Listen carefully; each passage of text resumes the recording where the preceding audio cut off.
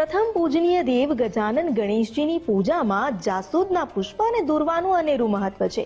પણ તમને ક્યારેય એવો સવાલ થયો કે સામાન્ય ઘાસ જેવી દેખાતી દુર્વા ગણેશજીને આટલી પ્રિય કેમ છે? તેની પાછળ પુરાણોમાં શું અનુસંધાન આપવામાં આવ્યું છે? શું દુર્વાની ઔષધીય અસરો આ માટે જવાબદાર છે કે પછી દુર્વામાં એવા કોઈ ગુણ છે જે ગણેશજીના મનને સ્પર્શે છે?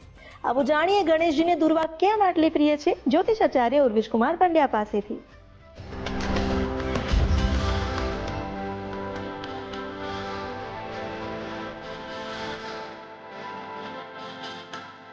ओम नमो गणेभ्यो गणपति वृषभो नमो नमो व्रातभ्यो व्रातपति वृषभो नमो नमो वृषभ्यो वृषपति वृषभो नमो नमो विरूपेभ्यो विश्वरूपे वृषभो नमः नमो नमः. તમારા બધાનું સ્વાગત કરું છું આધ્યાત્મિક મહાશક્તિમાં. ભગવાન શ્રી ગણેશને દુર્વા કેમ ચડે છે અને ખરા અર્થમાં દુર્વા આટલી બધી ગણપતિ દાદાને પ્રિય પણ કેમ છે? સફેદ રંગની દુર્વા પણ આવે છે અને હરિત રંગની દુર્વા પણ આવે છે. તો ભગવાનને કેમ દુર્વા આટલી પ્રિય થઈ, એના પાછળની ગાથા આજે આપણે ચર્ચવા માટે જઈ રહ્યા છીએ. તો પુરાતન સમયની આ ગાથા છે અને જ્યારે ગણેશ પુરાણનું તમે આસ્વાદન લઈ રહ્યા છો, એ ગ્રંથને તમે જ્યારે આત્મસાત કરવા માટે જઈ રહ્યા છો, ત્યારે તમને આનો જવાબ મળે છે. દુર્વેહમતિ સંપન્ને શતમૂલે શતાંકુરે, જે શત અંકુર ધારણ કરે છે, જે શતાવધાન આપવા માટેનું એક કારણ બની શકે છે, જે શત રૂપોમાં વ્યાપ્ત થઈ શકે છે, એટલે કે એક રૂપે એનો નાશ થતો નથી. અમરત્વતા જેને પ્રાપ્ત કરી છે કેવલ બિંદુઓ માત્રથી, એટલા માટે એ દિવ્યતા એ દુર્વામાં જોવા મળે છે. સમુદ્ર મંથનની જ્યારે ઘટના થઈ અને સમુદ્ર જ્યારે બરાબર મથાઈ રહ્યો હતો, એ વખતે ભગવાને કશ્યપ નારાયણનું રૂપ ધારણ કર્યું. અહીંયા બે મત જોવા મળે છે. એક મતના આધારે ભગવાન શ્રી હરિનારાયણના શરીરના ભાગમાંથી જ્યારે એ સમુદ્ર ઉપર મથાઈ રહ્યો હતો અને એ વખતે શરીર ઉપર જે રૂંવાટી હતી એ ઘસાય છે અને એ રૂંવાટી ત્યાંથી છૂટી થઈ જાય છે શરીરમાંથી, અને એમાંથી જે ઉત્પન્ન થાય છે એ દુર્વા છે. અને બીજો એક મત જ્યારે સમુદ્ર મંથનની ઘટનાને વિચારીએ છીએ ત્યારે અન્ય પુરાણોમાં એનો આશરો જોવા મળે છે કે ટેકો મળી રહે છે અથવા વાત મળી રહે છે કે એમાં જ્યારે સમુદ્ર મંથન થયું અને જ્યારે અમૃત કળશ લેવામાં આવ્યો, અમૃત કળશ લઈને જ્યારે દેવો અને દૈત્યોના મતાંતર થયા, દેવોએ જ્યારે અમૃતને પી લીધું છે અને ત્યારબાદ જે કળશને સ્થાપિત કરવામાં આવ્યો, ત્યારે એના આજુબાજુમાં જે ઠંડકના કારણે જેમ માટલાના આજુબાજુમાં પાણીની બૂંદો આવી જાય છે, એમ એ આજુબાજુમાં બુંદ થયા અને બુંદ જ્યારે ગળા ઉપરથી નીચે ઉતરી રહ્યા હતા અને એના જે જમવાના કારણે થઈને એ પાણી જે પડ્યું અને એના નીચેથી જે ઉત્પન્ન થયા એ બધા દુર્વા હતા અને એટલા માટે એ પણ અમરત્વને પ્રાપ્ત કરી શક્યા છે. તો કહેવાનો અર્થ એ છે કે કેમ દુર્વા ભગવાન શ્રી ગણેશને અત્યંત પ્રિય છે.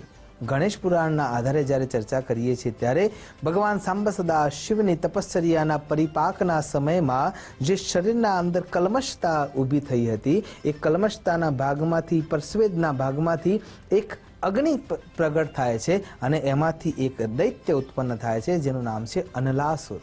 અનલ એટલે અગ્નિ, જેનું કામ જ બીજાને બાળવાનું છે, કલ્મશતામાંથી ઉત્પન્ન થયો છે. એટલા માટે એ સુયોગ્ય વિચાર આપી જ ના શકે. ભગવાન સાંબ સદા શિવમાંથી ઉત્પન્ન થયો છે, એટલા માટે એના શરીરમાં વિચારો યોગ્ય છે. જલંધર ઉગ્રતાના સમયમાં ઉત્પન્ન થયા હતા, એટલા માટે એની વૃત્તિ અને એના વિચાર એ જ પ્રમાણે હતા. જ્યારે કલ્મશતામાંથી ઉત્પન્ન થયા છે, એટલા માટે અનલાસુર એ પણ દૈત્ય રૂપમાં ઉત્પન્ન થાય છે અને દૈત્ય રૂપમાં ઉત્પન્ન થયા પછી હાહાકાર મચાવી નાખે છે.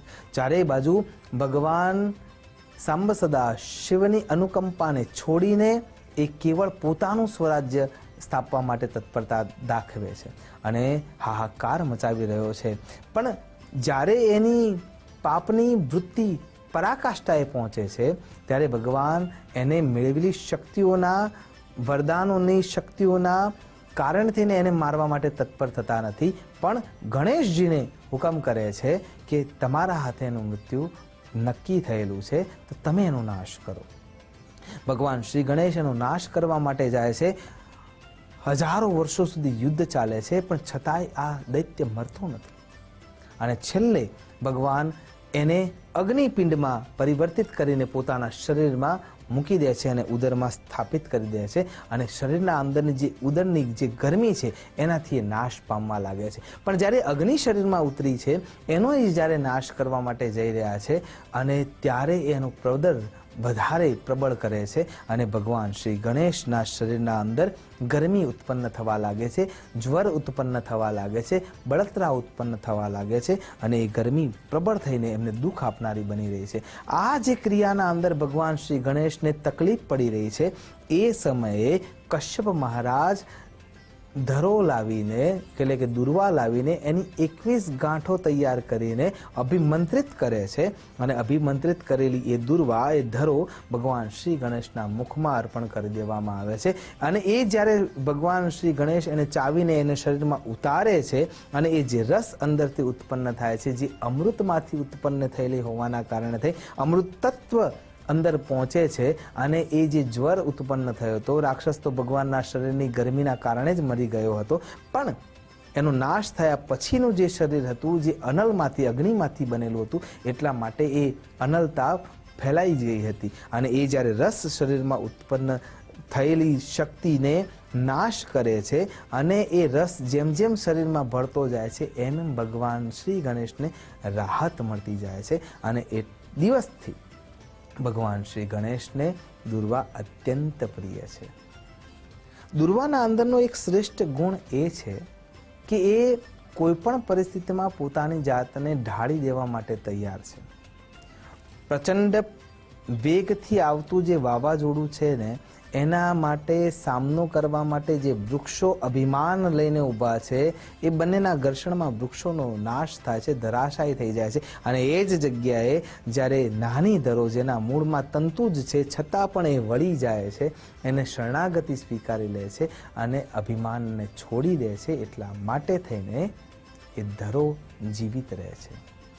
તો ભગવાનના ઉદર સુધી જો પહોંચવું છે તો પહેલાં નિરાભિમાની થવું પડશે અને સાથે ગુણોને રાખશો તો જ એ ભગવાનના શરીર સુધી પહોંચી શકાય છે.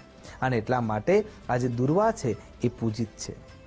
મેડિસિનલના ઉપયોગના આધારે જોવા જઈએ તો જેને જેને કેન્સરની તકલીફ છે, જેને જેને અલ્સરની તકલીફ છે, જેને જેને ઉદર પ્રદર રહે છે, જેને જેના શરીરના અંદર આંતરડાઓના અંદર ગરમી વધી ગઈ છે, ચાંદા વધી ગયા છે અને એ ગરમી સહન થઈ શકતી નથી તો જાતે જ જવના ઝવેરા ઉગાડી અને એને કાપીને એને ગ્રાઇન્ડ કરીને એને જો પીવામાં આવે તો ઉત્તમ ઔષધ તરીકે કામ કરી શકે છે અને તમારા શરીરના પ્રદરનો નાશ કરી શકે છે.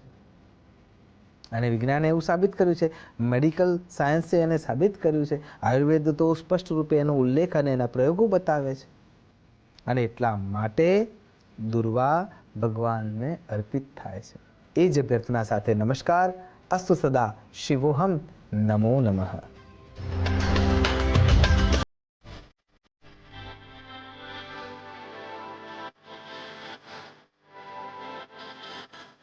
જય પરમેશ્વર સિદ્ધિ વિનાયક, જય પ્રથમેશ શુભ ફળદાયક, ભક્તજનોના તમે હિતકારી, શિવાનંદ સુર ગણપતિ રાજા, ગૌરી નંદન શ્રી ગણરાજા, તમારી મહિમા અપરંપાર.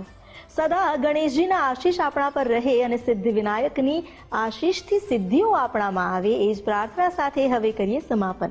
પણ આવતીકાલે ફરી મળીશું અને આગળ વધીશું આસ્થાના પથ પર. ત્યાં સુધી સૌને જય ગણેશ.